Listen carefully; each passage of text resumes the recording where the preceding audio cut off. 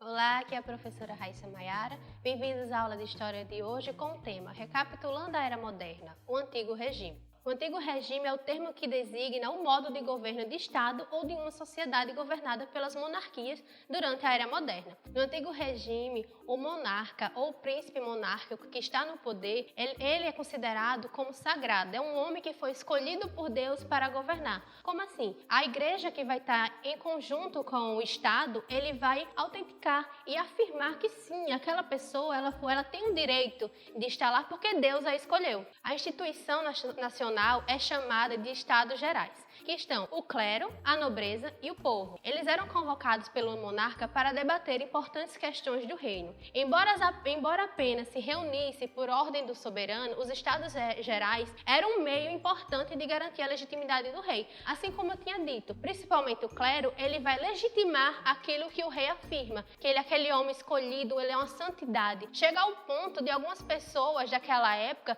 pensar que só de encostar na roupa do rei, ele ia curar suas enfermidades, porque ele é um homem santo, porque a igreja vai dizer que ele é um homem santo. Também é fundamental, para esse período, a manutenção do Antigo Regime, a corte. Por quê? Porque o rei, além de ele ser um homem santo, ele tem que se autoafirmar através do luxo, do exagero, e a corte ela é a parte do exagero dos monarcas. Vai ter altas roupas, ouro por todo lugar, joias. Então essa sociedade ela vai ser dividida em estamentos, que vai ser o primeiro estado, o segundo estado e o terceiro estado. O primeiro estado ele é representado pelo clero, que são bispos, abades, padres, frades e monges. Essa parte da população nunca vai pagar impostos. O segundo estado ele era composto por guerreiros que eram responsáveis para garantir a defesa militar dessa sociedade. O terceiro estado era representado pela burguesia, os camponeses, ou seja, o restante da população e os trabalhadores urbanos. Essa parte da população era o que iria manter o primeiro estado e o segundo estado, porque essa população era a única população que iria pagar os impostos e assim ser explorado tanto pelo rei, pelo clero e pela nobreza. Há um diferencial nessa parte porque a burguesia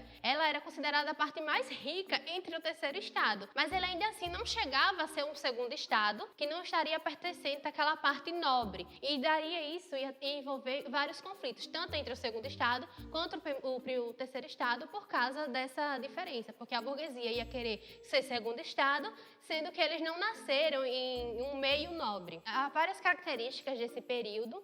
O sistema econômico ele é a transição do feudalismo ao capitalismo comercial. A propriedade de terra, principal fator de produção, estava submetida a vinculações que incluíam os morgados, no poder da nobreza, as mãos mortas, em poder do clero e as terras comunitárias dos ajuntamentos. As relações sociais desse período elas vão ser determinadas pela oposição entre a sociedade estamental e uma burguesia que não pode assumir o papel de classe dominante, reservado aos estamentos e privilégios.